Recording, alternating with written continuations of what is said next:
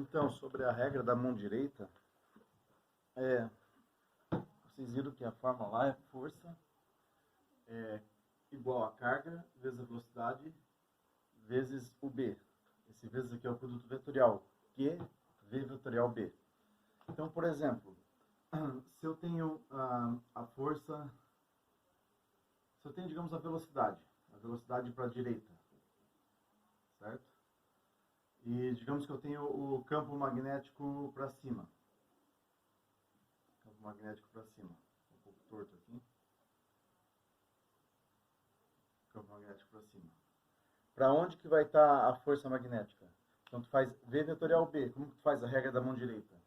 Tu coloca os dedos, né, o indicador e os outros dedos aqui na direção da velocidade. E você coloca você gira a mão para o sentido do campo B. Daí o polegar vai te dar a direção da força. No caso aqui a força está saindo do quadro. Então você tem V, gira para o B, o polegar indica para onde está saindo a força. A força no caso aqui está saindo do quadro. Então eu faria um desenho aqui. Uma bolinha com uma pontinha, um pontinho como se fosse a ponta de uma flecha. Aqui estaria a direção da força magnética, certo? Vamos ver mais um exemplo. Vamos supor que a velocidade esteja para baixo e o campo magnético esteja para a esquerda. Para que direção está a força? Então a regra da mão direita, você coloca os dedos para baixo e arrasta ele na direção do campo B.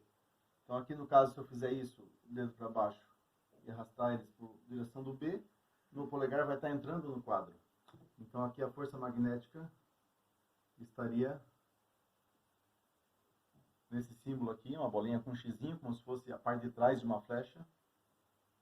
A força magnética estaria entrando no quadro. Vamos para um terceiro exemplo. Vamos supor que agora eu tenho uma velocidade para a direita, mas eu tenho um campo magnético que está entrando no quadro. Para que direção vai estar a força? Então, mesma coisa, a regra da mão direita, vou colocar os dedos na direção da velocidade, e como o campo magnético está entrando, eu vou arrastar os dedos para a direção de entrar no quadro. O polegar está para onde? Para cima. Né? V, B, polegar para cima. Então a força magnética aqui estaria para cima. Certo? Vamos supor então um exemplo bem parecido. Deixa eu apagar a força aqui. Só que em vez do campo magnético estar entrando no quadro, vamos fazer ele saindo do quadro. Então eu teria que colocar a mão para cá, nesse sentido, né? Os dedos para cá, o campo magnético saindo, o polegar fica para baixo.